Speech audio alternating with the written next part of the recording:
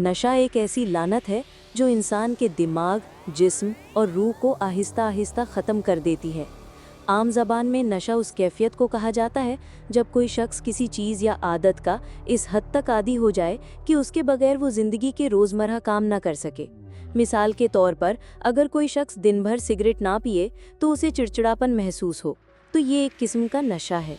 इसी तरह अगर कोई नौजवान कंप्यूटर गेम्स खेलने का इतना आदी हो जाए कि वो पढ़ाई और नींद को छोड़ दे, तो ये भी एक ख़तरनाक नशा है।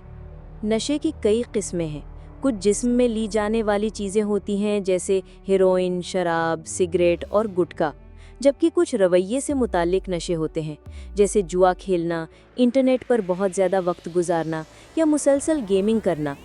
शुरू में अक्सर लोग तफरीह या दोस्तों के साथ तजर्बे के तौर पर नशा करते हैं, लेकिन यही तजर्बा आहिस्ता आहिस्ता आदत बन जाता है और फिर लत। जैसे कोई शख्स शुरू में 1 कप चाय पीता है, फिर कुछ दिनों बाद उसे दिन में 4 कप चाहिए होते हैं। नशा भी ऐसे ही जिस्म और दिमाग पर असर डालता है और इंसान को उसका आदी बना देता है।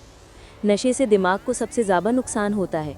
ये फैसला साजी, याददाश्त और तवज्जो को कमज़ोर कर देता है। तालिबे इल्म अगर नशे का शिकार हो जाए तो वो पढ़ाई पर तवज्जो नहीं दे पाता। जिस्मानी नुकसान भी बहुत ज़्यादा होता है। शराब जिगर को ख़राब करती है, सिगरेट फेफड़ों में कैंसर पैदा कर सकता है, हेरोइन खून की नालियों को बंद कर देती है। नफसियाती असरात भी होते हैं जैसे डिप्रेशन, बेचैनी, गुस्सा या खुदकुशी के ख़यालात। कभी कभी नशा करने वाले लोगों को वो चीज़ें दिखाई या सुनाई देती हैं जो हकीकत में मौजूद नहीं होती। इसे हेलुसिनेशन कहते हैं। नशे से माशरती ज़िंदगी भी तबाह हो जाती है। नशे का आदी शख्स घर वालों और दोस्तों से दूर हो जाता है। उसकी शादीशुदा ज़िंदगी मुतासिर होती है। वो अपनी जिम्मेदारियां पूरी नहीं कर पाता। अक्सर ऐसे लोग नौकरी से हाथ धो बैठते हैं।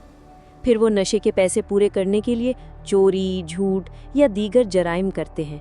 इससे न सिर्फ फ़र्द को बल्कि पूरे माशरे को नुकसान होता है। माहिरीन कहते हैं कि नशा एक बीमारी है। ये सिर्फ किसी की कमज़ोरी नहीं बल्कि एक मर्ज़ है, जैसे शुगर या ब्लड प्रेशर। नशे के इलाज के लिए पहला कदम डिटॉक्सिफिकेशन होता है। इसमें जिस्म को नशे से साफ़ किया जाता है। फिर थेरेपी और मशावरत के ज़रिए मरीज़ को नई ज़िंदगी गुजारने का तरीका सिखाया जाता है। काउंसलिंग और ग्रुप सपोर्ट मरीज़ का एतमाद बहाल करते हैं। जैसे अमेरिका में 12 स्टेप प्रोग्राम है, जहां लोग एक दूसरे की कहानियां सुनकर हौसला हासिल करते हैं। इस्लाम में भी नशा सख्त मना है। कुरान मजीद में शराब और नशे को शैतानी अमल कहा गया है और हदीस में है हर नशा देने वाली चीज़ हराम है। इसी भी अगर कोई चीज़ थोड़ी मिकदार में भी नशा दे तो वो कुल्ली तौर पर हराम है। दूसरे मज़ाहिब में भी नशा बुरा समझा जाता है क्योंकि ये रूहानी सुकून और माशरती जिम्मेदारियों से दूर कर देता है। आखिर में याद रखें कि नशे के खिलाफ जद्दोजहद सिर्फ हुकूमत या डॉक्टरों की जिम्मेदारी नहीं, ये हम सब की जिम्मेदारी है। अगर हम अपने बच्चों को मुस्बित सरगर्मियों में लगाएं, घर में मोहब्बत दें और आगाही फैलाएं तो नशा रोकना मुमकिन है। नशे से सेहत याबी के बाद अगर माशरा उस शख्स को सपोर्ट करे तो वो दोबारा इस गलत राह पर नहीं जाएगा। नशे के खिलाफ कामयाबी सिर्फ एक फ़र्द की नहीं बल्कि पूरे माशरे की जीत होती है।